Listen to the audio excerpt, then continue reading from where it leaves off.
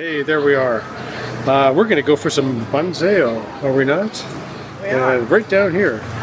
We found this place. It was really funny. We were looking on Google Maps, and we said Bánh Xèo near me, and this place popped up. And even though it's kind of in the heart of the touristy kind of zone, closer to the river, it's down this funky, awesome alley. And our advice is always go in the alleys. Always go down the alley. You never know what you might find. Yeah, and we've had Bánh Xèo in many, many places, and this is the best one I think we found in... Hands down. Hands down the best one. I've had it before, and I thought, what's the big deal? This one, I understand the big deal. We love this place. And it's pretty darn cool, and we're going to show you why in just a sec. And it's open. Here we are. This is kind of awesome. So we're going to get this one here, which is 65,000 dong, and it's this neat little sort of a half a crepe, half pancake kind of thing, and it's got sprouts and shrimp and some pork in it, and it's pretty awesome. And once again, we're fortunate because we found a pretty local style kind of place, even though they do have the limited menu that we joke about all the time. But they're not trying to drag you in They're off not. the street. In fact, you have to wander in quite a ways off the street to even find this place. But if you're in Da Nang, strongly recommend it. This is the best version of Bánh Xèo we've ever had. Also, I would say one of the things that I love about Vietnamese food and Bánh Xèo in particular, is that it's very customizable. And you'll see when we're eating it that you can put in what you want to put in, and you don't have to be like the person with you to get it. Okay. Thank you. So we have, it comes with these really thin rice paper sheets. And But they're not like the ones we get at home. Yeah, and they're... You don't dip them in water. I've never been able to find those Not at home, but anyway, the moisture of the things that you put in is sufficient that you don't need to actually get them wet. They're so cold. Cha is tea as opposed to cha, which is sausage. Anyway, we've got lettuce in here, and we have some mint and some various little, some other herbs, and we like, that's the mint there. What we don't like... Actually, I don't mind it. It's growing on me.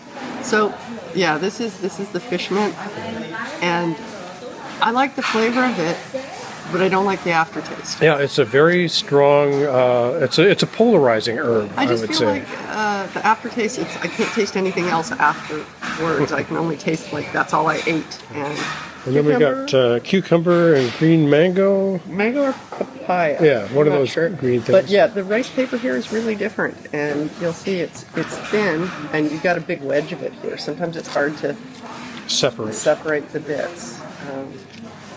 Like that's actually two, and so trying to get it down. There we go. Right, there it is. Right? It's like the bathroom tissue on BC ferries. All of this comes, even though we're just ordering the one Bánh Xèo. Yeah. And you'll see what that is when it comes. There you go.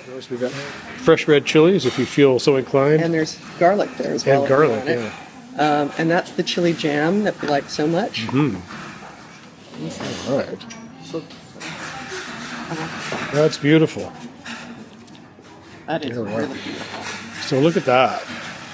You're right. We probably only needed one. So inside the crepes, I'm just going to use my fingers here, are bean sprouts and prawns and a bit of pork.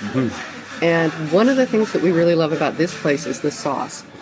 Yeah, it's a pretty unusual sauce. This sauce is kind of meaty.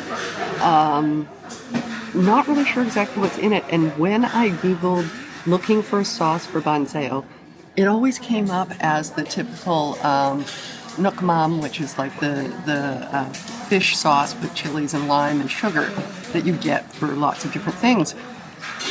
But I can't find this sauce anywhere online. This has little bits of pork and, believe it or not, liver in it. And no, that sounds like an appalling kind of a combination, but it's amazing. It's really good. It's a great dip. Okay, Laurel, so show us how it's done. You want me to show? Oh, yeah, you should. If you like. Oh, yeah, Okay. you're the Bánh Xèo professional. Ha! Bonsai, Bánh Xèo. I don't play one on TV. So you take your... Oh, hang on. And he's off. Okay. So I'm just making sure I'm getting a few different kinds of herbs and lettuce and stuff there. I'm going to take a little bit of the green, I think, papaya, mango, not sure which it is. That's okay. Sometimes you get bean sprouts. When they're in here, their green state, it's kind of hard to tell. It is. And a little bit of cucumber, right? So there's a good amount of veg. Now, you could cut that up with the scissors that they thoughtfully provide, We could, or but they also cut this in half right, already. okay. So I feel like it's, sometimes you get the bigger pieces. I feel like this is okay for one. And then I'm just going in. I'm rolling that papaya. So that you get this nice little package. little cylinder, right? Going in on a dip. Here comes the Mark Wien's yummy face. I don't do that face.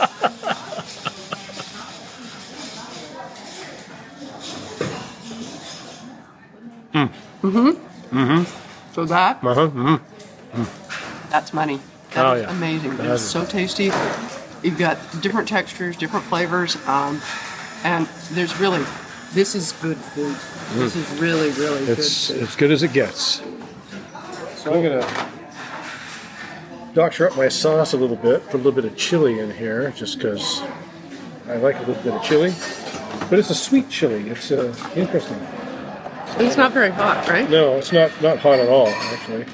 That's just a little bit extra flavor. And the great thing about Bánh is pretty much everything. So this sauce is such an unusual thing.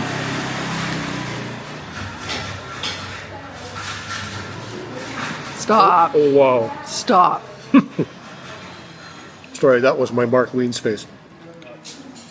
But it's so fresh. The pancake or crepe, whatever you want to call it, is way less greasy than any other version of this I've ever had. And it's just good, fresh, wholesome food. So, yeah. Oh yeah. Oh yeah.